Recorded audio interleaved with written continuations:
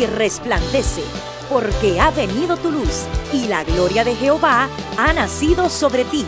Porque he aquí que tinieblas cubrirán la tierra y oscuridad las naciones, mas sobre ti amanecerá Jehová, y sobre ti será vista su gloria. He aquí, el Señor derrama sobre las naciones su espíritu. He aquí, el Señor derrama sobre las naciones su espíritu, su gloria, su gloria. Ministerio El Amanecer de la Esperanza presenta su programa Voz de Restauración con el pastor Juan Radamés Fernández. Escucha atentamente la palabra que proviene del mismo corazón del Padre para consolar tu vida.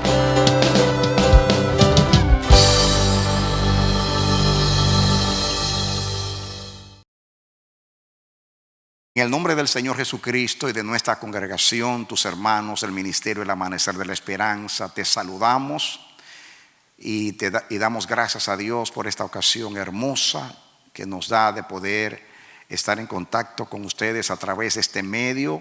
Oramos al Señor que a través de la palabra que va a ser ministrada a continuación, vuestras vidas sean inspiradas, confirmadas en la verdad presente y en la fe que una vez fue dada a los santos. Son bienvenidos a nuestra programación Voz de Restauración. Amén. Vamos a la palabra de Dios, amados. Vamos a leer el pasaje que estamos leyendo. Vamos a leerlo solamente para hacer alusión al tema, para revelar el tema. Deuteronomio capítulo 4. Deuteronomio 4. Vamos a leer el versículo 27 hasta el versículo 31. Dice el 27, se lo pueden proyectar, amén. Voy a leer aquí mismo, dice: Jehová os esparcirá entre los pueblos y quedaréis pocos en número entre las naciones a las cuales os llevará Jehová. Y serviréis allí a dioses hechos de manos de hombres, de madera y piedra, que no ven, ni oyen, ni comen, ni huelen. Mas si desde allí buscares a Jehová tu Dios, lo hallarás. Oigan bien, si lo buscares de todo tu corazón y de toda tu alma. Cuando estuviereis en angustia y te alcanzaren todas estas cosas, si en los postreros días te volvieres a Jehová tu Dios y oyeres su voz, porque Dios misericordioso es Jehová tu Dios, no te dejará, ni te destruirá, ni se olvidará del pacto que les juró a tus padres. Que Dios nos bendiga a través de la palabra. Hemos estado ministrando, mis amados, acerca de la dispersión. Hemos visto por toda la Biblia que es un medio de Dios para tratar con su pueblo, para disciplinar a su pueblo y alcanzar un propósito con su pueblo. Como no tengo mucho tiempo para hacer un repaso largo, diríamos, voy a abreviar para entrar al tópico, el tema de hoy. Hemos dicho, y fue lo que dijimos la vez pasada, que Dios no solamente a Israel dispersó, lo hizo con Lucifer y los ángeles cuando los echó del cielo, con nuestros padres Adán y Eva cuando los echó del Edén, con Caín cuando lo echó de su presencia, a los Encinar, a los de Babilonia cuando obstinadamente se rebelaron contra su propósito, fueron esparcidos por las naciones. Y también leímos que lo hizo con los cananeos. En la Biblia dice que los justos heredarán la tierra, pero los impíos serán desarraigados de ella, de la misma. Está por toda la Biblia eso. Entonces, algo que estudiamos la vez pasada, el domingo en la tarde, fue lo siguiente. El tema era una tierra elegida para un pueblo elegido. Y vimos que Dios comenzó desde el Génesis a revelar que Canaán era el lugar de su elección para su pueblo. La primera mención es cuando en el capítulo 9 del Génesis habla de Canaán, el hijo de Cam. Cam fue maldito o maldecido por Noé porque descubrió su desnudez. Pero algo extraño es que Dios no maldijo a Cam, sino al hijo de Cam, que era Canaán.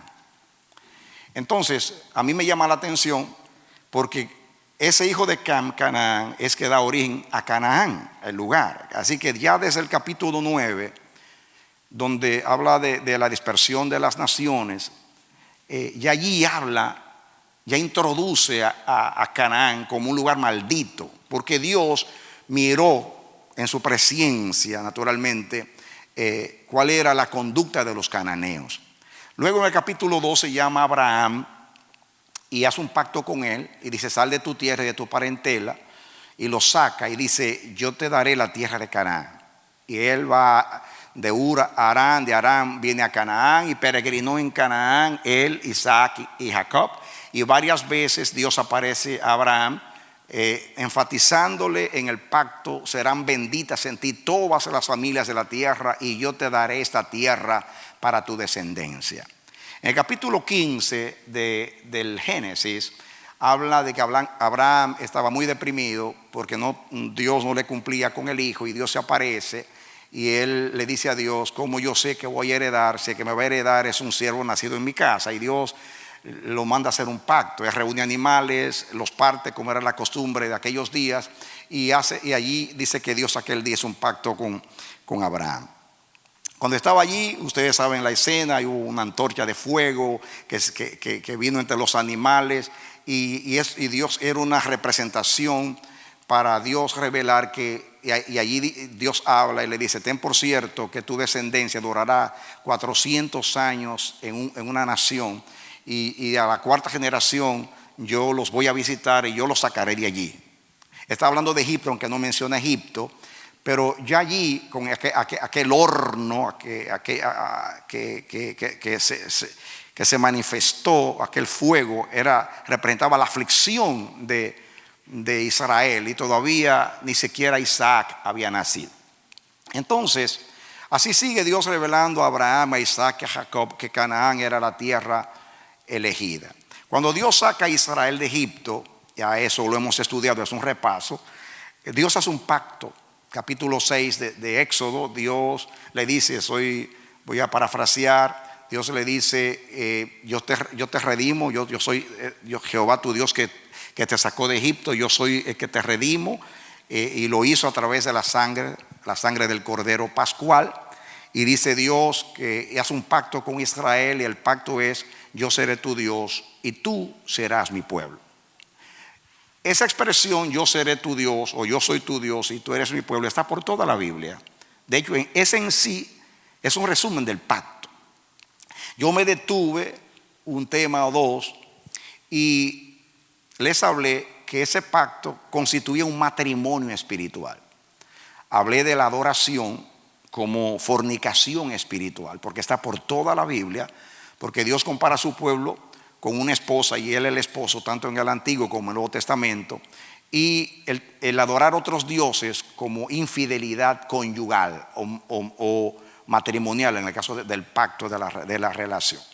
El pacto era: yo como Dios de las naciones renuncio a todas las naciones como Dios de las naciones, aunque todas son mías, tengo un propósito con ellas, pero en cuanto a relación, yo me aparto de las naciones como Dios y seré solamente el Dios de Israel. Y ustedes van a ser solamente mi pueblo. No adorarán otros dioses, solamente a mí. Ese es el pacto. Y eso está por toda la Biblia. Y Dios quiere que para nosotros sea más que una doctrina. Nos detuvimos a hablar de lo que era la fornicación espiritual, la violación del pacto, lo que enojó a Dios con su pueblo. Y predicamos un mensaje que yo creo que es la esencia misma de todo lo que hemos dicho y lo que vamos a poder decir en el futuro. Y es el mensaje que predicamos la última vez en la mañana, que que estudiamos lo que enseña la palabra, que la dispersión no es tanto ser mudado de un lugar a otro, sino que es el distanciamiento del corazón que se aparta de Dios. Y Dios enfatiza eso. Miren que siempre habla que si en lugar de tu dispersión, tú te humillas delante de mí, de todo corazón tú te arrepientes, entramos de nuevo en la relación. Entonces, la dispersión es un divorcio espiritual. Es un divorcio espiritual, si se puede decir así. Es un distanciamiento. No es un divorcio absoluto, pero en cuanto a la separación, ¿no? Inclusive hay una de las palabras que se usa, que se traduce, lo estudiamos, de sacar, la palabra echó, sacar, se puede traducir y se traduce en ocasiones como casarse, echar, ¿no? Entonces, hemos estudiado todo eso. Hablamos la última vez en la tarde, el domingo pasado en la tarde, estudié con los hermanos, nos estuvimos, que Dios eligió la tierra de Canaán para su pueblo. Lo sacó de Egipto. Duró 40 años para prepararlos para que pudieran entrar con él a la tierra. Cuando ellos decidieron enviar espías, que Dios lo aprobó, porque en su soberanía se aprovechó de eso, mandó los espías. Y como digo siempre, los espías, en vez de espiar la tierra los espió a ellos. Porque la tierra reveló que ellos no estaban listos para poseerla. Trataron de poseerla cuando Dios los condenó de que iban a morir en el desierto. Salieron y murieron unos cuantos del pueblo. Moisés les dijo que no pelearan, que no perdieran su tiempo, que Dios no estaba con ellos. Israel no entró a Canaán por 40 años porque no estaba lista para poseer la tierra. No se trata, usted puede interpretar eso de muchas maneras, que Dios se enojó. Usted puede decir que fue por causa de la incredulidad de los 10 espías y la rebelión del pueblo. Eso es verdad, pero al final de cuentas, no solamente esa conducta, esa acción revelaba que no estaban listos. Eso simplemente fue una manifestación de lo que había dentro del corazón de ellos. Por eso Dios no los llevó por allá, que era más fácil tomar la tierra de los filisteos. La Biblia dice porque el pueblo se iba a asustar, porque los egipcios tenían guarniciones por ahí. Eso también es verdad, la Biblia lo dice, pero al final de cuentas Dios omite cosas que dice después. Era que Israel no estaba listo como nación para vivir con Dios en Canaán. Yo he abundado mucho en temas diferentes, en otros contextos yo he hablado de eso. Israel salió de Egipto, pero Egipto no salió de Israel. Israel entró a Canaán y Canaán entró a ellos. Hablamos aquí, y esto fue lo último que compartí con ustedes, y fue que Dios le dijo a Israel, ahí tengo el texto, pero yo quiero entrar a otra cosa hoy. Dios le dice, lo repite en Levítico, y le dice Dios, le habla de todos los pecados de los cananeos. Y dice, Dios se le advierte, corre de esas abominaciones y no hagas alianza con ellos, no les des a tus hijos a ellos, porque te van a corromper y te van a apartar de mí. No adores sus dioses, ni adores en sus altares, porque yo, Jehová, voy a desarraigar a esas naciones para ponerte a ti. Y después Josué se lo repite, le repite lo mismo y dice, Jehová desarraigó estas naciones por sus abominaciones. Entonces Dios le dice, y eso yo lo compartí con los hermanos la vez pasada, dice que por causa de las abominaciones la tierra de Canaán vomitó a los cananeos.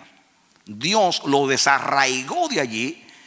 Y dice, maten mujeres, niños, mamantes, porque les dio 400 años de gracia, según reveló Abraham en el capítulo 15 de Génesis. Cuando llegó el momento, dice Dios, estos estos pueblos abominables no deben estar acá, donde yo voy a convivir con mi pueblo. Así que Dios advierte a Israel: si tú te corrompes como ellos, la misma tierra te va a vomitar a ti como los vomitó a ellos. Eso lo estudiamos el domingo pasado. Escuche el mensaje.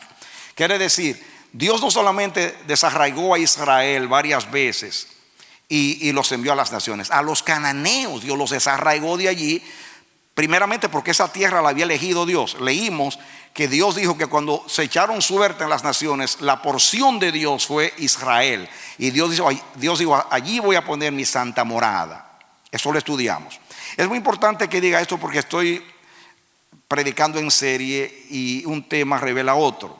Así que vamos a decir brevemente hasta aquí lo que queremos decir. Ya hemos dicho que la tierra de Canaán fue elegida por Dios, una tierra elegida para un pueblo elegido. ¿Por qué Dios elige esa tierra? Porque Dios, yo he hablado de esto en otros temas, pero en otros contextos. Ahora, en este contexto, Dios a Israel, porque Dios le dice, cuando a través de Moisés llama a Israel, dice: yo no me rebelé a tus padres con el nombre Jehová, el eterno, el que es, el que existe por sí mismo. Aunque en el Génesis habla de Jehová, es porque lo escribió Moisés, y como lo escribió Moisés cientos de años después, por eso Moisés usa el nombre de Jehová. Pero si un Dios en Éxodo, Dios no había usado ese nombre y lo revela por primera vez a Moisés, para que Moisés lo revelara a la nación hebrea. El hecho de que Dios revelara su nombre a Israel en ese momento era muy importante, porque Dios iba a entrar en un matrimonio espiritual, y es como que se está presentando. Todos ustedes, los casados, saben que alguien te presentó a tu esposo. Alguien te presentó a tu esposo. Este fulano de tal. Ah, qué lindo, mucho gusto. Quizás al principio no te gustó, pero después llegaron a casarse. Entonces Dios se está revelando y dice: dile que yo soy Jehová, el Dios de vuestros padres. He oído el clamor y he descendido para librarlos. Yo soy Jehová. Y se identifica a él. Vaya, y Moisés lleva el nombre y le dice el nombre. Y entonces Dios los saca de allí, los redime, que la redención está por toda la Biblia, para poseer a ese pueblo, para adueñarse de ese pueblo, para que ese pueblo sea su propiedad. Como dice Ezequiel capítulo 16 con relación a Jerusalén, dice: cuando yo te conocí, y habla como de un parto, tú estabas llena de sangre, y habla tus ancestros eran cananeos, eran paganos, y Dios habla ahí, pero yo te extendí la mano, y habla de un matrimonio, te cortejé. Está por toda la Biblia ese lenguaje.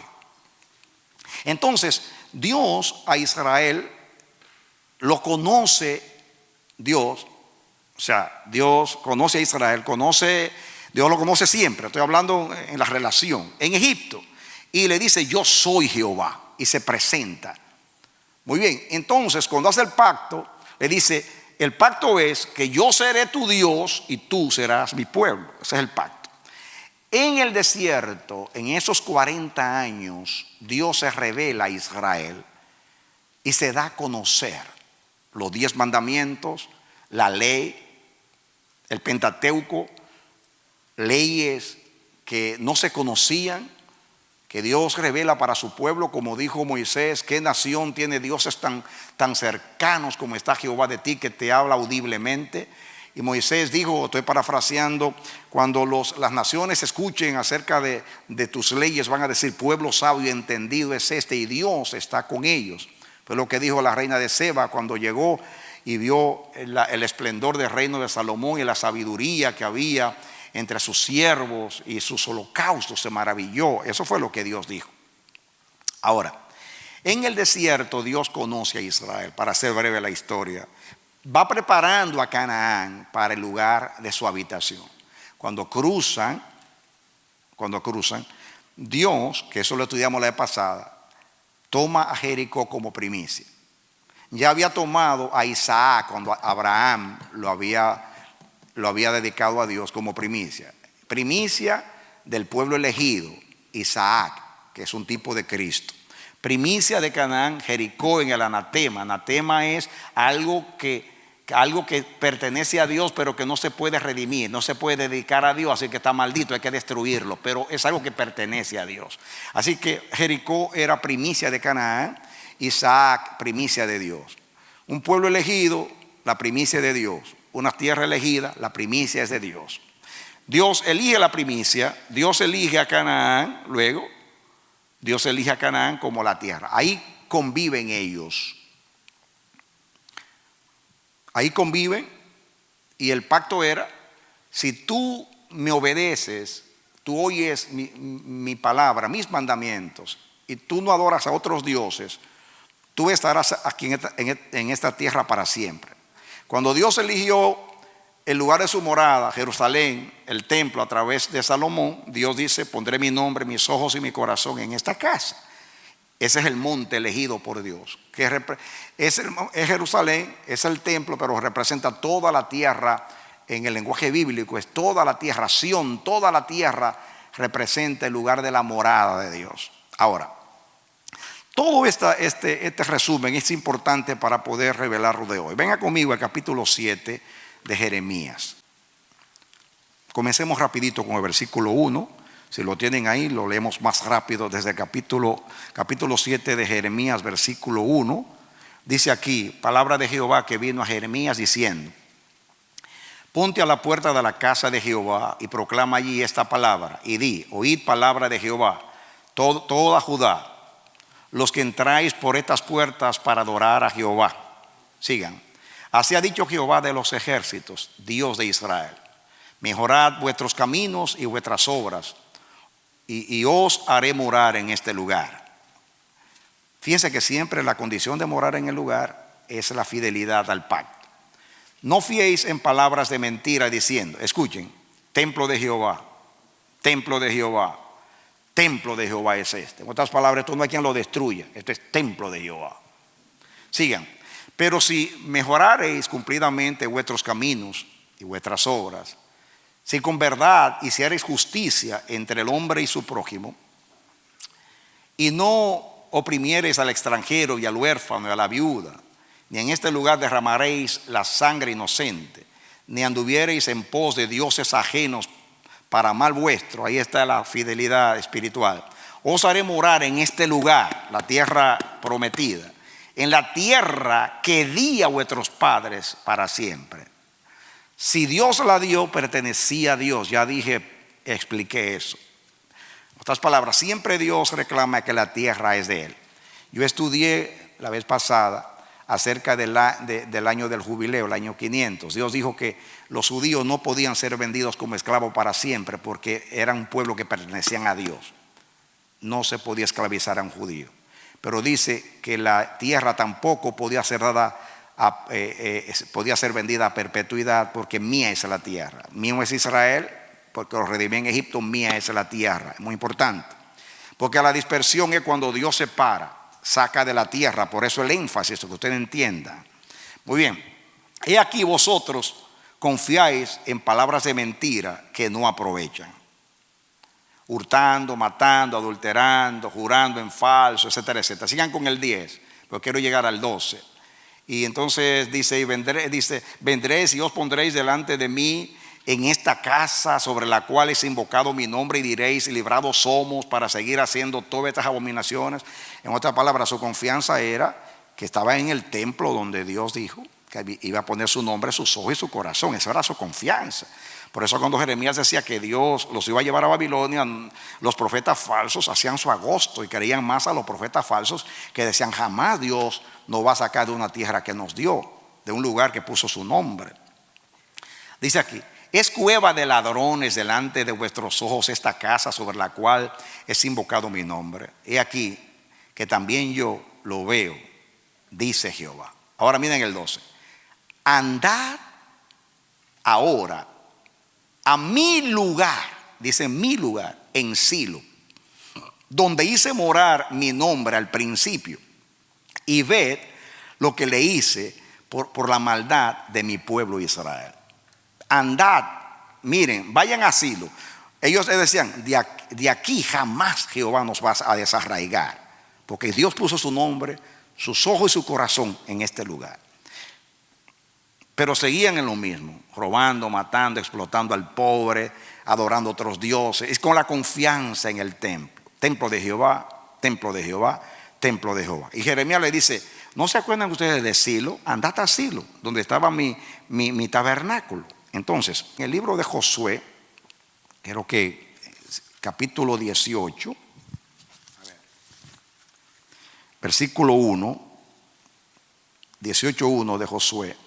A ver si estoy en lo correcto. Dice, toda la congregación de los hijos de Israel se reunió en Silo y erigieron ahí el tabernáculo de reunión después que la tierra les fue sometida. Silo era el lugar donde Israel adoró después que ellos cruzaron el Jordán. Llegaron a Gilgal, allí conquistaron, y después Silo por 300 años, todo el tiempo de los jueces, para no alargar y leer muchos textos, todo el tiempo de los jueces, Silo fue el lugar. Muy bien. Ahora, vean conmigo también a Jueces 18:31, rapidito. Jueces 18:31. Estamos estudiando la palabra. Dice, así anduvieron levantada entre ellos la imagen de talla que Micaía había hecho todo el tiempo que la casa de Jehová estuvo en Silo. Así que en el tiempo de Josué, en el tiempo de los jueces, el tabernáculo estaba en Silo. Era la tienda, todavía no se había edificado un templo. Ahora, vengan conmigo a Primera de Samuel capítulo 4. Primera de Samuel capítulo 4. Muy bien, comencemos con el versículo 1. Dice, y Samuel habló a todo el pueblo. Por aquel tiempo salió Israel a encontrar en batalla a los filisteos y acampó junto a Ebenezer, y los filisteos acamparon en Afec. Sigan. Y los filisteos presentaron la batalla a Israel, trabándose el combate. Israel fue vencido delante de los filisteos. Sigan. Y los cuales hirieron en batalla en el campo como a 4,000 hombres. Sigan. Cuando volvió el pueblo al campamento, los ancianos de Israel dijeron, ¿por qué nos ha herido hoy Jehová delante de los filisteos? Traigamos a nosotros de Silo el arca del pacto de Jehová, para que viniendo entre nosotros nos salve de la mano de los enemigos. Mira que estaba en Silo. Y envió el pueblo a Silo y trajeron de allá el arca del pacto de Jehová de los ejércitos que moraba entre los querubines. Y sigan, versículo que sigue. Y los dos hijos de Eli, Ofni y Finees, estaban allí con el arca del pacto. Bueno, ustedes conocen ese incidente. Se dio la batalla. Los filisteos estaban temblando al principio porque dijeron que pensaban que Dios iba a descender allí. Ellos pensaban que al traer el arca, pues la victoria estaba asegurada. Pero el tiro salió por la culata. Los filisteos se llenaron de valor, ganaron la batalla y se llevaron el arca de Jehová. Muy bien, yo no puedo leer todo el capítulo porque quiero llegar a algo, y es un episodio muy conocido y que yo he predicado a ustedes en otras ocasiones. A ver, entonces, el versículo 12 dice que llegó la noticia a Elí, que el arca de Dios había sido tomada y que sus hijos habían muerto. Eso lo dice hasta el versículo 18. Y él cayó hacia atrás y se desnucó y murió, dice el versículo 18. Entramos al 19. Y su nuera, la mujer de Finees, estaba hablando de la nuera del sumo sacerdote Elí, que estaba encinta, cercana al alumbramiento, oyendo el rumor que el arca de Dios había sido tomada, o sea, por los filisteos, y muertos su suegro y su marido, se inclinó y dio a luz. porque le sobrevinieron sus dolores de repente. Sigan. Y al tiempo que moría, le decían las que estaban junto a ella: no tengas temor, porque has dado a luz un hijo. Mas ella no respondió, ni se dio por entendida, porque murió. Y llamó al niño Icabod, diciendo: traspasada es la gloria de Israel por haber sido tomada el arca de Dios, y por haber muerto, y por la muerte de su suegro y de su marido. ¿Cómo es traspasada? Es el arca de Jehová. Y dijo pues: traspasada es la gloria de Israel, porque ha sido tomada el arca de Dios. Déjenlo ahí, dejen ese versículo ahí. Traspasada es la gloria de Jehová. El arca fue a la tierra de los filisteos y la pusieron como un trofeo de guerra. Como un trofeo de guerra la pusieron en el templo de Dagón. Ustedes saben la historia, aunque Dios allí se manifestó y destruyó el umbral de ese Dios y trajo plagas a los filisteos. Pero este incidente es muy importante y es un incidente que casi no se habla, pero que tiene una trascendencia espiritual increíble. Miren la palabra: y traspasada es la gloria de Israel, porque ha sido tomada el arca de Jehová. Escuchen ahora, ese vocablo hebreo, ese verbo traspasar o traspasar, es la palabra galad, que viene de una raíz que significa desnudar, especialmente en sentido deshonroso. Deshonroso. Esa es la misma palabra, escuchen, que se usa no me quiten el texto, déjenlo ahí, en todo Levítico 18, que dice: no descubrirás la desnudez de tu papá, no descubrirás la desnudez de tu mamá, no descubrirás la desnudez de tu hermana, no descubrirás la desnudez de tu suegra. Y ahí desnudar es tener relación sexual. Pero se usa la palabra descubrir, porque esa palabra también significa revelar. O sea, cuando te quitan la ropa. Es la palabra que se usa cuando cambió la desnudez, descubrió la desnudez de su padre. Entonces, esa palabra tiene la connotación, mis amados, de desnudar en el sentido deshonroso. Esa palabra se traduce en la Biblia. Esa palabra, la palabra trasladar, se traduce desterrados. En otras palabras, cautivos a lo que usualmente se los desnudaba. En otras palabras, cuando un pueblo ganaba una batalla y tomaba a los cautivos, generalmente desnudaba a los cautivos y los llevaba desnudos, como una forma de avergonzarlos públicamente. Y esa es la misma palabra acá. Cuando dice lo que pasó ahí en ese incidente, tiene una implicación espiritual muy relevante, muy importante, porque Dios se está exponiendo ahí su gloria, porque el arca representaba la presencia de Dios en Israel.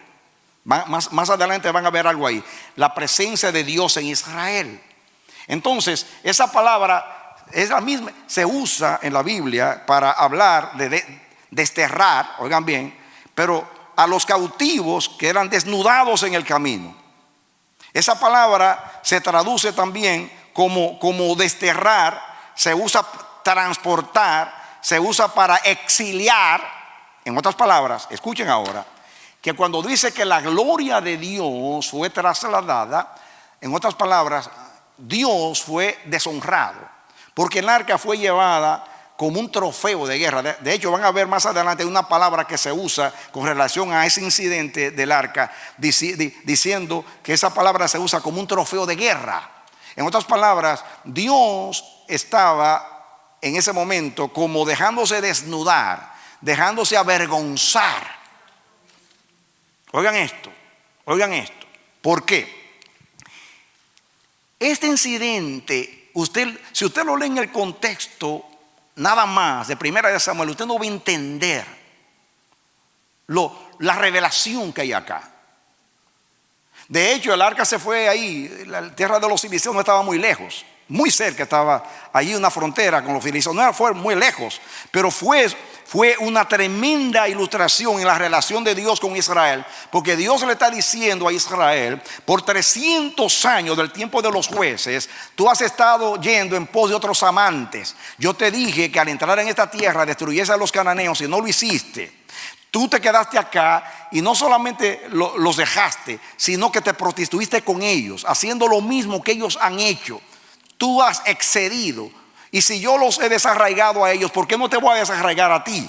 Entonces Dios le está diciendo a Israel lo siguiente: yo elegí esta tierra desde el tiempo de tus ancestros, te saqué de Egipto, te preparé como mi esposa, me revelé a ti para que tú me conocieras en el desposorio, para casarme contigo en Canaán. Entonces me revelé, desarraigué estas naciones y elegí como hace un esposo que regresa después que se hace el pacto matrimonial para convivir con su amada. Y yo descendí para habitar contigo en Canaán, y yo lo hice primeramente en Silo.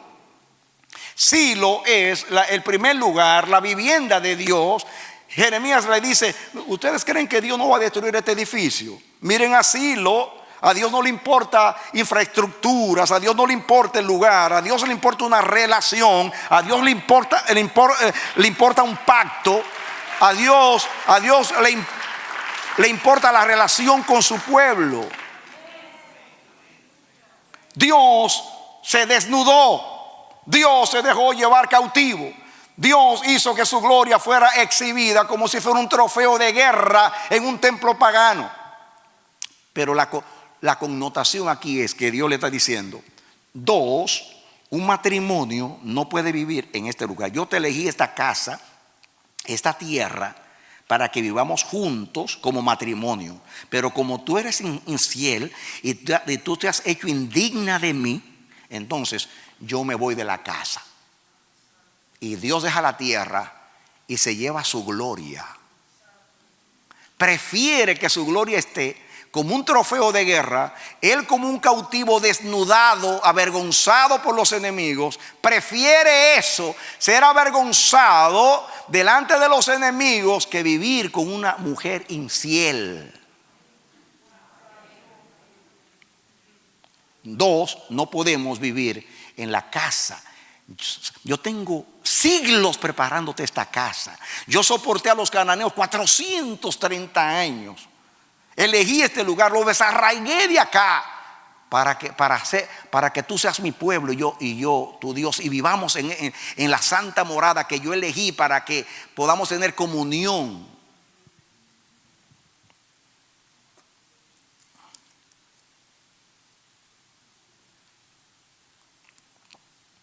Ese verbo se traduce en descubrirse, exponerse, mostrarse. Como si hubieran desnudado a Dios, como si hubieran humillado a Dios.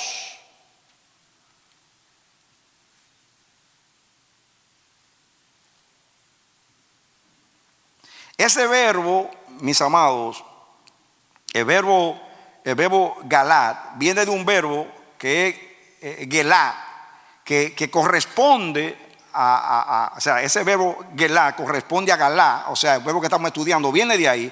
Significa llevar fuera, al exilio, llevar cautivo, y se usa para referirse a los deportados a Babilonia. El mismo término.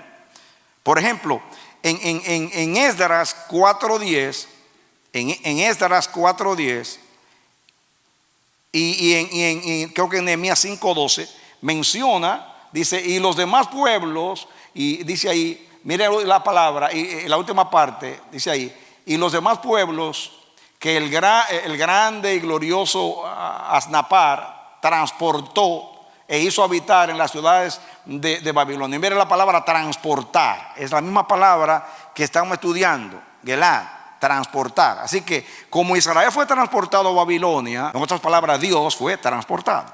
Diga conmigo, la dispersión de Dios. Dios no solamente dispersa, Él mismo se dispersa.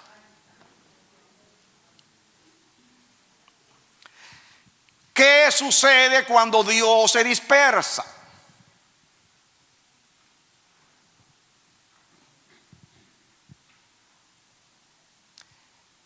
Dios sigue enseñando lo mismo. Cuando hay dispersión es porque se daña la relación, hay infidelidad, se ha transportado ya, se ha exiliado, se ha desterrado el corazón, se ha apartado de Dios. Y Dios dice, yo también me voy. ¿Saben ustedes que el primero que se fue Dios? No fue Israel. El primero que se fue al exilio fue Dios cuando se llevó el arca. Más tarde se llevó a las 12 tribus y después se llevó a Judá. Pero él fue el primero que se fue como esposo. Dejó la tierra y se fue.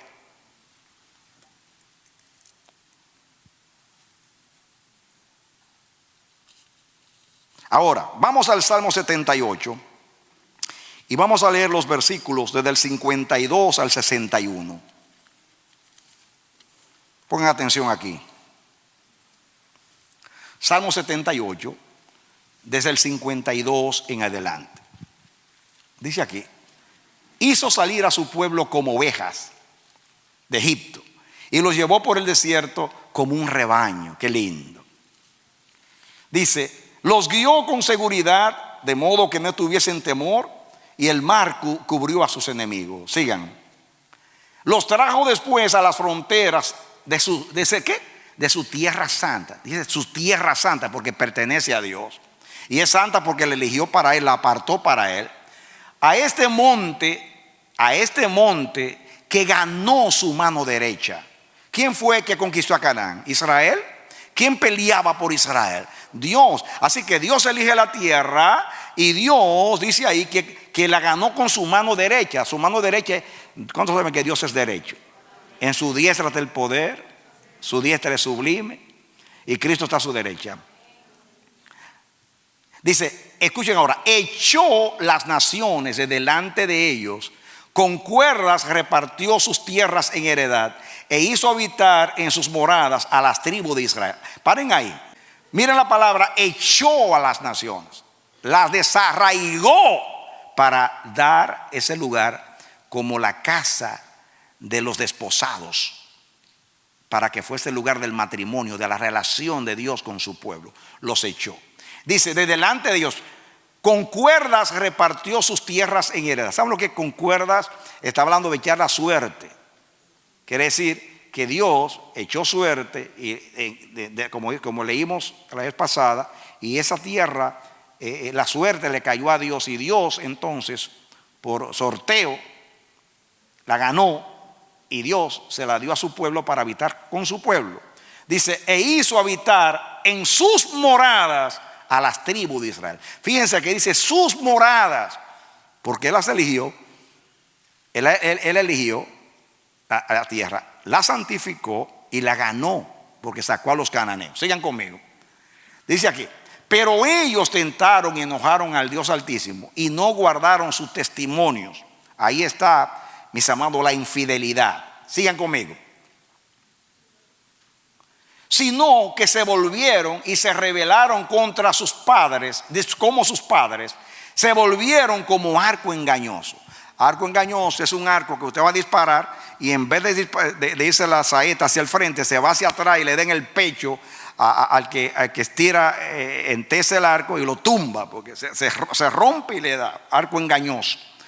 Ese es Israel. Le enojaron con sus lugares altos, diga idolatría. Ahí está la infidelidad. Y le provocaron a celo con sus imágenes de talla. Déjenlo ahí. Ahí está lo que hemos predicado. ¿Cómo lo provocaron a celo al marido? Ahí está el gran enojo. Todas las demás cosas es desobediencia al marido, pero esto es un atentado contra la relación de adorar a otros dioses. Eso fue lo que provocó a celo a Dios, el adorar imágenes de talla. Sigan conmigo, escuchen ahora. Atención. Lo oyó Dios y se enojó y en gran manera aborreció a Israel, en gran manera. Por eso se exilió él y se desnudó y se dejó avergonzar. Dejó por tanto el tabernáculo de Silo. Jeremías dice, vayan a Silo, miren a Silo. Ahora, dejó por tanto el tabernáculo de Silo, la tienda en que habitó entre los hombres. Parece ahí, la tierra en que habitó entre los hombres. La dejó. Escuchen. El verbo dejar significa, mis amados, abatir, dispersar, empujar hacia afuera. Significa echar abajo, afuera y sobre. Por implicación, rechazar o dejar solo, abandonar. Dios abandonó a Israel. Dios abandonó a la tierra. Dios abandonó el lugar de su morada. Dios le dio la espalda y se ausentó del lugar donde él había elegido para habitar con su pueblo y tener intimidad con su pueblo. La tienda que dice donde él habitó. Miren, escuchen ahora la palabra ahí, el verbo ahí habitar. Atención, este verbo habitar es la palabra hebrea shakán. Significa residir o quedarse permanentemente. ¿Qué significa shakán? Residir o permanecer. Se traduce en la Biblia descansar, habitar, habitación, morar, permanecer, posar, quedarse. Porque usted habita donde, eso no es un hotel que usted va un día y se va. Es donde Dios habitaba, donde era su residencia. De la palabra shakán viene la palabra sheken, que significa residencia. Quiere decir que Silo era la residencia de Dios en todo Israel. Shakén,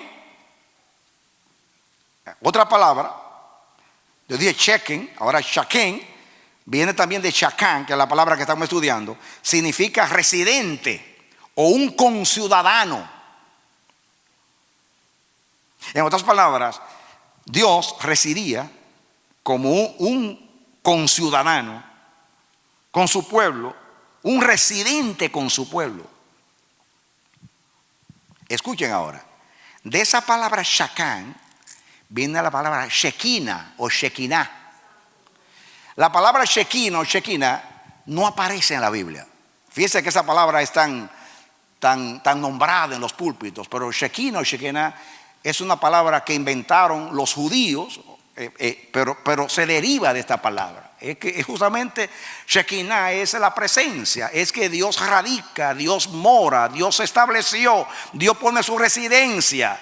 Hacerme un santuario y yo habitaré entre ustedes. Esa es la palabra habitar ahí, Shakán. Yo seré como un vecino, yo seré para ustedes un residente. Yo me voy a mudar con ustedes. Y la gloria era la presencia, el arca. ¿Y Dios qué hizo? Dios se mudó, se dispersó. Que Dios esté dispuesto a irse a tierra de los filisteos, donde un Dios pagano, para no habitar con un pueblo infiel. Eso dice mucho. Ahora, escuchen ahora el versículo 61 y ahí nos vamos a detener. Entregó, atención aquí, entregó a cautiverio su poderío y su gloria en mano del enemigo. Entregó a cautiverio su poderío, su potencia. O sea, el arca era la representación de la presencia y el poder de Dios en medio de su pueblo. Y su gloria y cabot, su gloria, fue trasladada, y su gloria en mano del enemigo. Escuchen esto. Esta palabra cautiverio es la palabra hebrea shevi, que significa exiliado, capturado, cautividad. preso, prisionero. En otras palabras, Dios se hizo que su arca fuese prisionera. Dios era como un prisionero de guerra. Dios lo llevaron atado allá, el arca atada. ¿Sabe lo que era el arca? Que nadie se le podía acercar al arca, de tan santa que era. Y el que se acercaba se moría. Y se lo llevan. Y Dios, desnudo, llevan a Dios allí. El marido desnudo para la cautividad. Mira, hermanos, por favor, te ruego, no mire esto como cualquier cosa. Esto dice demasiado. Ustedes saben en el Pentateuco lo que era el arca y lo que significaba. Y que Dios se fue cautivo. Dice, y lo llevaron desnudo, expuesto a la vergüenza.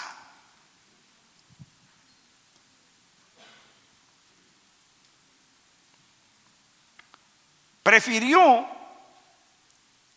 irse él al exilio. De hecho, fue el primero que se fue. Shevi viene del verbo Shabbat, que significa tomar cautivo. Y normalmente fue usado para describir a los que fueron capturados en guerra y llevados al país que lo conquistó. Por ejemplo, no tienen que buscarlo. Esdras 3:8 y Nehemías 1:2 dice, se usa para hablar de los cautivos que eran llevados. Ahí está hablando de cuando Israel fue, Nabucodonosor llevó a Israel o a Judá a los cautivos. Es la misma palabra. En otras palabras, todas las palabras que usa la Biblia que para describir que la gloria fue trasladada. La gloria es Dios, el poderío es Dios, la presencia de Dios con su pueblo. La Shekinah, se mudó la Shekinah, salió la Shekinah Shakán. Ya Dios no habita ahí, Dios se fue.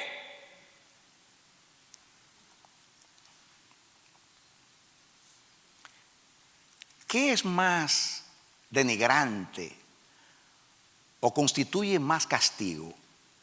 ¿Que Dios se vaya o que nos eche? Yo prefiero que Dios se quede para yo volver a encontrarlo.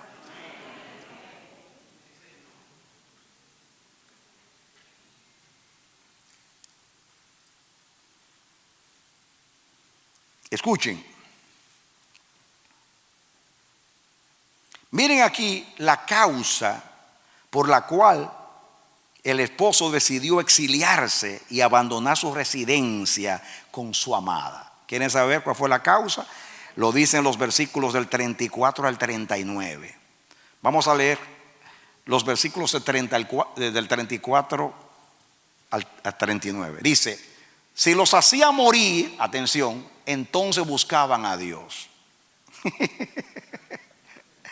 Entonces se volvían solícitos en busca suya. Párenlo ahí.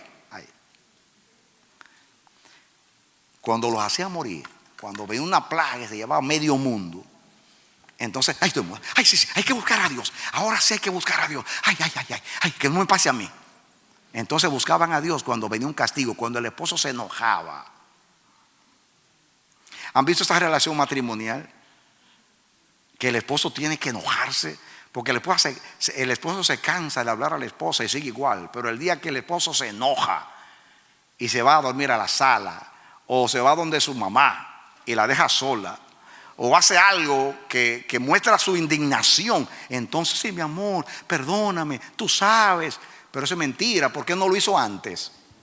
¿Por qué no escuchó sus ruegos y sus apelaciones tanto tiempo? ¿Por qué no lo respetó y le escuchó a su tiempo? Cuando el corazón está distante, no tenemos que ir a la dispersión. Podemos quedar en el mismo lugar y estar dispersos. Porque la dispersión no es cambio, no es cuando el cuerpo cambia de lugar, es cuando el corazón cambia de lugar. Si los hacía morir, entonces buscaban a Dios. Entonces se volvían solícitos en busca suya. Siga con el otro. Se acordaban de que Dios era su refugio. Y el Dios Altísimo su Redentor que los sacó de Egipto. Entonces se acordaban cuando los castigaba y los hacía morir a unos cuantos. Sigan conmigo. Escuchen, pero le lisonjeaban con su boca y con su lengua le mentían. Párate ahí. Eso fue lo que hemos estudiado en mensajes anteriores. Este pueblo de labios me honra, pero su corazón está lejos de mí. Le lisonjeaban con su boca y con su lengua le mentían. Mis amados, ¿saben ustedes? La palabra lisonja en nuestro idioma significa alabanza afectada para ganar la voluntad de alguien. ¿Qué significa lisonja? Alabanza afectada para ganar la voluntad de alguien. Qué tremenda definición. Esa no es griego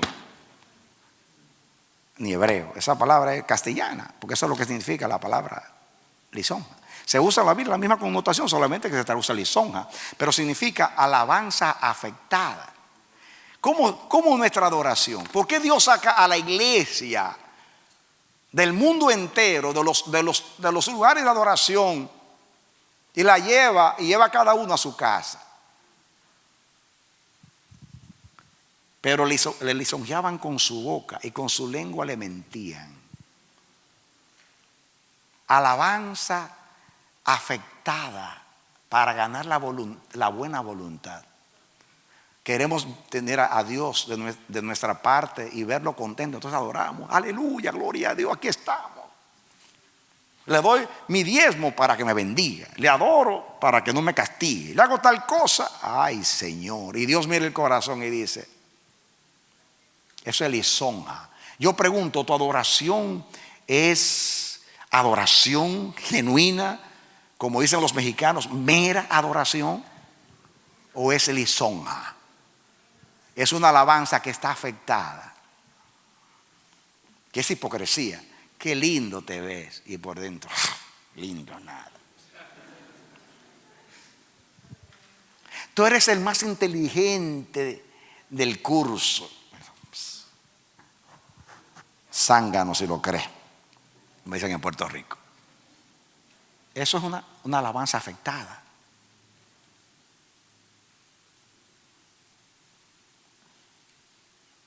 ¿Recuerdan ustedes cuando comparamos la infidelidad de Israel, las 10 tribus, con Judá, las 2 infieles? Dios dice: Israel, o sea, las 10 tribus, eran unos rebeldes obstinados, pero tú, Judá, tú me sirves con fingimiento. Y a Dios le afectó más el fingimiento que la rebelión. ¿Cuántos saben que a Dios le afecta más el fingimiento que la rebelión? Es mejor una rebelión abierta, obstinada, endurecida, y no una lisonja engañosa. Este pueblo de labios me honra, su corazón está lejos de mí. Yo creo que ahí está el meollo, la causa por la cual Dios se cansó de la iglesia del mundo, de la adoración. Y si Dios nos ha traído aquí a un nuevo lugar, miren mis hermanos, no hemos construido ahí en el Bronx, lo vamos a hacer, pero Dios dijo: para yo enseñar al pueblo profético al amanecer de la esperanza, yo voy a retornar a este pueblo a un lugar que ellos nunca han adorado, y nos trajo a un lugar nuevo, a ver si la adoración llega a ser nueva. Porque los verdaderos adoradores adoran al Padre en espíritu y en verdad. Amén. Perdonen, mis hermanos, ya van a ver cuál es la conclusión de este mensaje. No es la buena música, no es almear, no es danzar, no es brincar, no es venir. Es entregar el corazón a Dios. Al Señor tu Dios adorarás, solo a Él servirás, solamente Él será el objeto de tu adoración, sin fingimiento, sin hipocresía, sin engaño, no con la boca y el corazón distanciado, no con lisonjas, pero lisonjeaban con su boca y con su lengua le mentían. Sigue con el que sigue, dice, escuchen, versículo 37: pues sus corazones no eran rectos con Él, ni estuvieron firmes en el pacto. El pacto, ese versículo es muy revelador. Pues sus corazones no eran rectos para con Él. Esta palabra es muy interesante en griego. Rectos. Porque esta palabra es la palabra kun, que significa erguido. Erguido. Significa estar perpendicular así. Por eso se traduce recto, erguido. El corazón no está erguido. ¿Saben por qué? Porque Dios está en el cielo y Dios es recto. Y el corazón debe estar hacia Dios, perpendicular. Con rectitud hacia Dios. Cuando el corazón está horizontal, amando a este mundo y todo lo de este mundo y los dioses de acá de la tierra, con la mira acá, está horizontal. Pero cuando es vertical, es hacia Dios. Y habla de la rectitud. Esa palabra significa, se traduce levantar en una variedad de aplicaciones, establecer. O sea, si yo traduzco, sus corazones no estaban establecidos, afirmados, firmes, ordenados, porque significa orden, perfecto, no eran perfectos delante de él, no eran rectos sus corazones, no eran firmes, no estaba estable, no estaban perpendicular hacia Dios. La versión de las Américas traduce, pues con su corazón, dice, pues su corazón no era leal con él, ni eran fieles a su pacto. No eran leales. Yo estaba meditando. Cuando hablamos de pacto, fíjense, en resumen, estoy concluyendo. Miren esto. Dios hizo un pacto con Abraham. Ese pacto incluía a todo Israel. Pero cuando llegó Dios a Egipto, ya era una nación grande, hizo un pacto con ellos. Y aunque el pacto era con ellos, fue el pacto con Abraham, pero Dios quería hacerlo con cada uno de ellos. Fíjense que había que matar un cordero por familia y poner sangre en cada dintel de cada puerta. En otras palabras, el pacto era con Abraham, dice Dios, sí, hizo un pacto con Abraham, con Isaac y con Jacob, con tus padres. Pero ese pacto tiene que ser contigo. Y Dios hace un pacto con cada familia de Israel. Y esa sangre incluía a cada persona. Ahora, aplicándolo en el Nuevo Testamento, el pacto de Dios fue con Jesús. En la cruz del Calvario, Jesús le dio a Dios una ofrenda de justicia que lo agradó, y Dios hizo un pacto con el Hijo. Pero usted dirá, bueno, ya yo estoy en pacto porque Jesús está en pacto. No, tú entras al pacto cuando tú crees en Jesús. Cuando tú aceptas a Jesús como tu Salvador y tú te bautizas, tú estás entrando en pacto con Él. Tú no puedes decir, ya Cristo lo hizo por mí. Dice Dios, sí, Cristo es el mediador, te representa a ti, pero tú tienes que tener un pacto conmigo. Cuando tú tienes el pacto y tú aceptaste a Jesús y te bautizaste, tú entraste en el pacto. El pacto es, yo seré tu Dios y tú serás mi hijo. Ese es el pacto, el mismo pacto. En otras palabras, cuando nuestro corazón se distancia de Dios, cuando sustituimos a Dios por otras cosas, no importa que usted haya aceptado a Jesús, no se va a perder. Porque el pacto fue con Jesús, usted no se va a perder. ¿Sabe por qué no se va a perder? Porque ya Dios aceptó a Jesús. Romanos 8, ¿quién condenará a los escogidos de Dios? Dios es el que justifica. Cristo fue el que murió, el que resucitó, el que está a la diestra del Padre, el que intercede por nosotros. Cristo ya lo hizo, no hay condenación para ti, pero tú tienes que entrar en el pacto. Amén. Tú tienes que entrar en el pacto. Tú tienes que tener una relación pactada. Por eso Cristo está intercediendo por ti, para perdón, para lavarte con su sangre siempre. Por eso mandó el Espíritu Santo para guiarte a toda verdad. Y por eso Dios está tratando de librarte de la carne, del mundo y del pecado, aplicando el triunfo de Cristo. Pero tú tienes que decidirte por Cristo. Eso no es automático. Me bauticé, acepté a Jesús, voy para el cielo, no importa cómo yo viva. No, eso no es lo que enseña la Biblia, el Nuevo Testamento. Perdóname.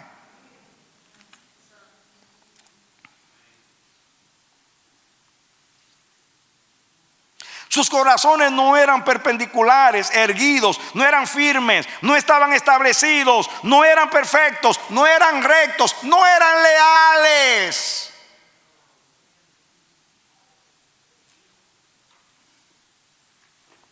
Ahora voy a concluir. Vamos a Jeremías capítulo 7, donde comenzamos. Había 2 engaños en Israel, que es muy común hoy. Versículo 4. ¿Cómo decía el pueblo? Jeremías 7:4. ¿Cómo decía el pueblo? No confiéis en palabras de mentira, le decía Jeremías a ellos. Palabras de mentira, ¿no? Diciendo, templo de Jehová, templo de Jehová, templo de Jehová es este.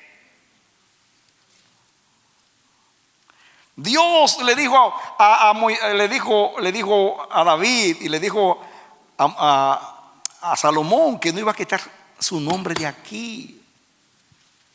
Miren a Silo. Otro engaño, versículo 21. Ahí están los 2 argumentos. Dice, así ha dicho Jehová de los ejércitos, Dios de Israel: añadid a vuestros holocaustos sobre vuestros sacrificios y comed la carne, porque no hablé yo con vuestros padres, ni nada les mandé acerca de holocaustos y de víctimas, el día que los saqué de la tierra de Egipto. Mas esto les mandé diciendo: escuchad mi voz y seré a vosotros por Dios. ¿Y qué cosa? Y vosotros me seréis por pueblo, y andad en todo camino que os mande, para que os vaya bien. Y no oyeron ni inclinaron su oído, antes caminaron en sus propios consejos, en la dureza de su corazón malvado, y fueron hacia atrás y no hacia adelante. Escuchen ahora, ellos tenían 2 medios de confianza en la relación con Dios: templo de Jehová, templo de Jehová, templo de Jehová. Por el otro lado, sacrificios a Jehová, sacrificios a Jehová, sacrificios a Jehová.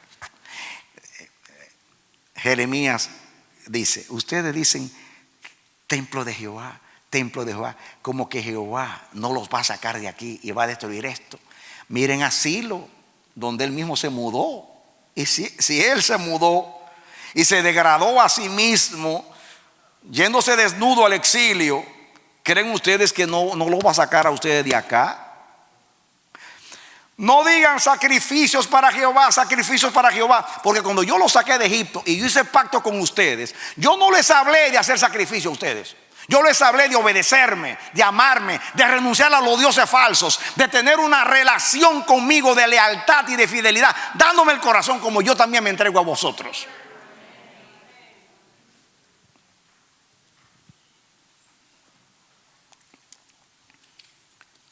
Yo termino con el pensamiento que Dios me dio acerca de estos textos. Judá pensaba que como el templo era el lugar de la morada de Dios, y Dios 100 años antes impidió que Senaquerib, el rey de Asiria, entrase a Jerusalén, le mató 180,000 soldados y dijo: no entrará a esta ciudad. Como ellos vieron cómo Dios protegió el templo en tiempo de sequías, dijeron: Dios va a hacer lo mismo ahora. Que por causa del templo de Dios lo iba a salvar de ir a Babilonia. Ellos pensaban así. 100 años atrás lo hizo, ahora lo va a hacer igual. Pero Jeremías les dice que Silo, donde estaba el arca, no pudo librarlos en aquella ocasión. Todo lo contrario, el arca misma fue llevada a cautiverio. Escuchen, también confiaban en los sacrificios y ofrendas, que los sacrificios y las ofrendas los salvarían. Pero Jeremías les hace ver que el pacto con Israel al salir de Egipto no estaba basado en sacrificios, sino en obediencia. La obediencia, escuchen esto, que la obediencia hace aceptable los sacrificios. Pero los sacrificios sin obediencia es abominación a Jehová y es ritualismo. Escuchen esto. No son los sacrificios que hacen aceptables a la obediencia. Es la obediencia a los sacrificios. Si Cristo en la cruz hubiera dado un sacrificio sin una vida sin pecado, eso no hubiera valido nada para Dios. Pero Él vivió 33 años obedeciendo a Dios sin pecar nunca en un pensamiento. Por eso Dios aceptó su sacrificio, porque en los rectos es hermosa la alabanza. Dale un aplauso al Señor. Amén. Voy a repetir este pensamiento. El pacto con Israel no estaba basado en sacrificios, sino en obediencia y en fidelidad e integridad para con Dios, en amar a Dios sobre todas las cosas. Dice aquí, la obediencia hace aceptables los sacrificios, pero los sacrificios sin obediencia es abominación al Señor y ritualismo vano. El espíritu religioso, concluyo, siempre se esconde en el ritualismo, no en lo que agrada a Dios. La obediencia, dice la palabra, es mejor que los sacrificios. Es muy común, no solamente en Israel, hoy es lo mismo. Hay gente que piensa que porque viene a la iglesia, porque da su diezmo, porque canta y brinca y participa de actividades, ya tiene a Dios por el cuellito. Tú eres mío, Señor. No, Señor. Si tú quieres tener a Dios por el cuello, dale tu corazón. Amén. A Dios se le gana con el corazón, con la integridad, con la sinceridad. Por eso Dios mira el corazón, pesa el corazón, examina el corazón, porque le importa la motivación profunda. Ahí es que Él asegura que esa persona le está dando su amor verdadero y genuino.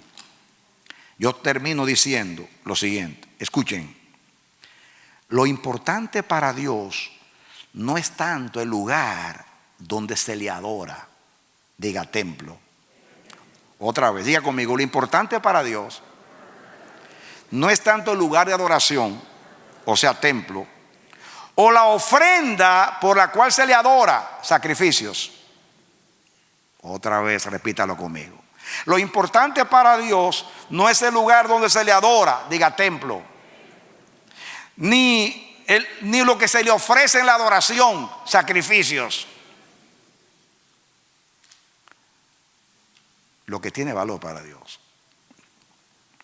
es un corazón contrito, humillado, íntegro, que le adore en espíritu y en verdad.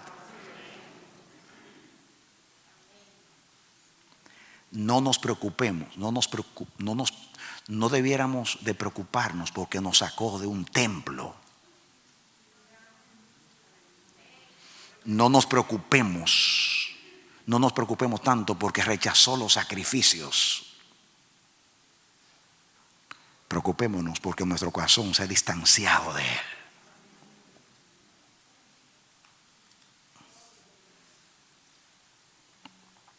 Porque en todos los textos que Él dice que iba a sacar a su pueblo, dice: pero si allá tu corazón se vuelve a mí, te traigo de nuevo y entramos en relación. Dios es el Dios de la restauración y de las oportunidades. El Señor nos sacó del lugar donde adorábamos y ahora nos reúne en otro lugar para enseñarnos que nosotros somos el templo de Dios.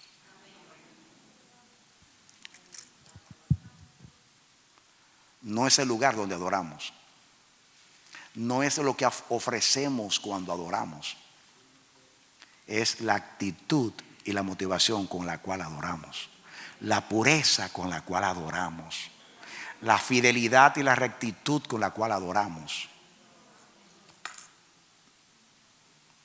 El lugar de la morada no vale nada si el corazón no agrada a Dios. lo que se ofrece a Dios es aceptable si lo respalda un corazón obediente, humillado, sujeto, íntegro, perpendicular para con Dios. Mis amados, que nuestra adoración no sea fingida, que se acaben las lisonjas delante del Señor. Den un aplauso al Señor.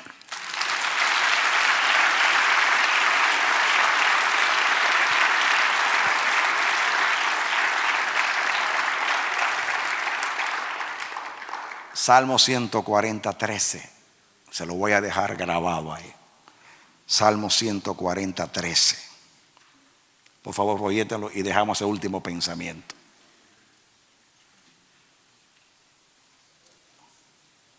Ciertamente, los justos alabarán tu nombre. ¿Quiénes?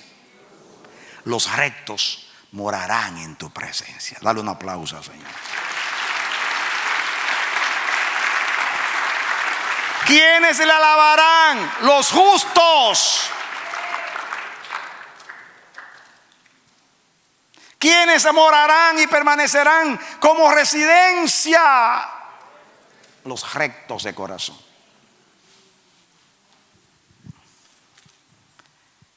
Yo espero que estos no sean estudios bíblicos, porque si Dios me ha detenido a mí aquí proféticamente para explicar lo que está sucediendo proféticamente en el mundo, y no importa lo que ustedes escuchen por ahí, bíblicamente, por la conducta de Dios, hay una sola causa por la cual Dios sacó a la iglesia de los lugares de adoración, y es porque el corazón se ha distanciado de él. Dios quiere la adoración de los rectos, de los sinceros, de los que le aman con todo el corazón, con toda la mente y con toda la fuerza. Esta vez que nos trajo a un nuevo lugar, porque aunque este lugar fue usado por muchos años por otra iglesia, es nuevo para nosotros. Amanecer, mientras otras iglesias todavía no han regresado, tú regresaste. Y tú regresaste a un lugar nuevo y amplio. Es misericordia, es profético, es representativo, es una segunda oportunidad. Aprovéchala. Aprovéchala. Que esta vez le busquemos con todo nuestro corazón. Oremos a Dios. Padre bendito, Dios eterno, gracias.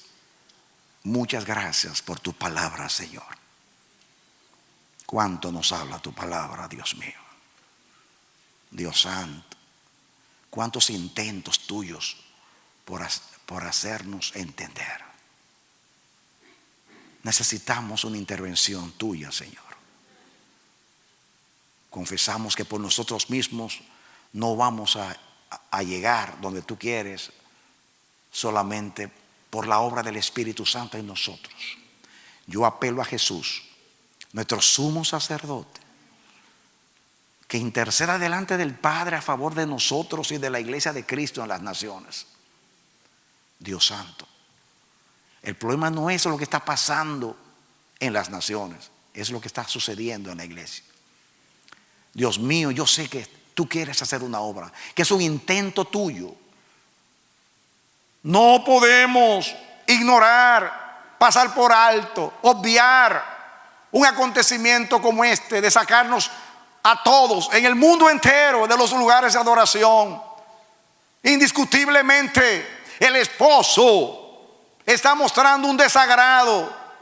Nos está dando una oportunidad para reflexionar, para meditar, para escudriñar nuestros corazones, para volver de nuevo a Él.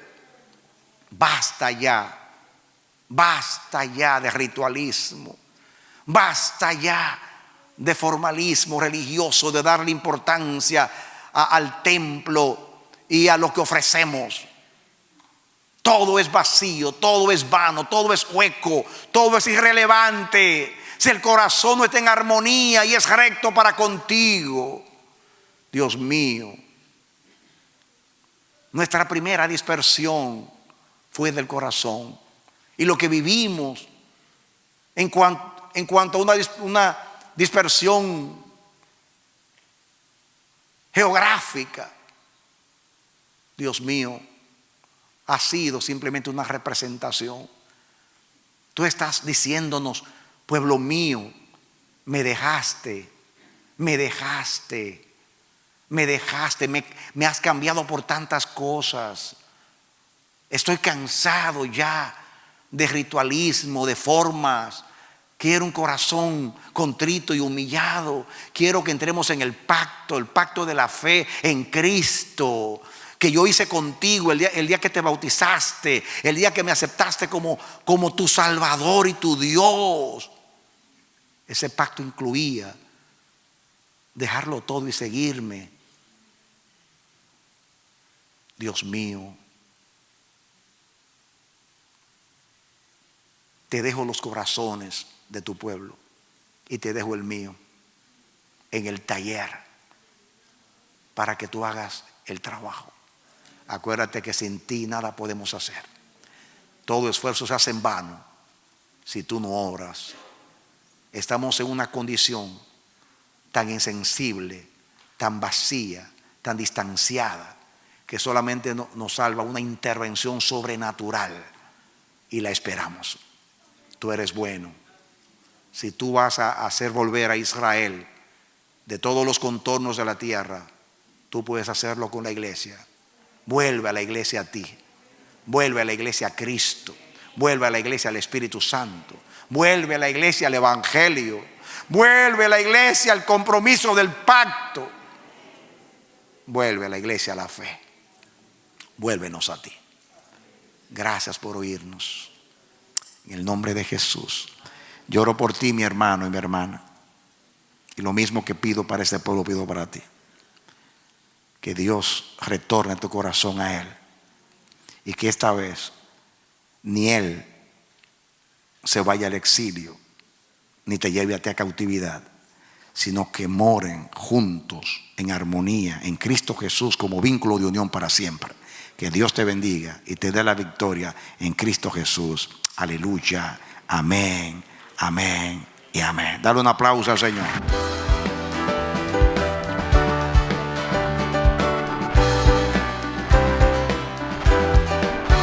Este ha sido su programa Voz de Restauración.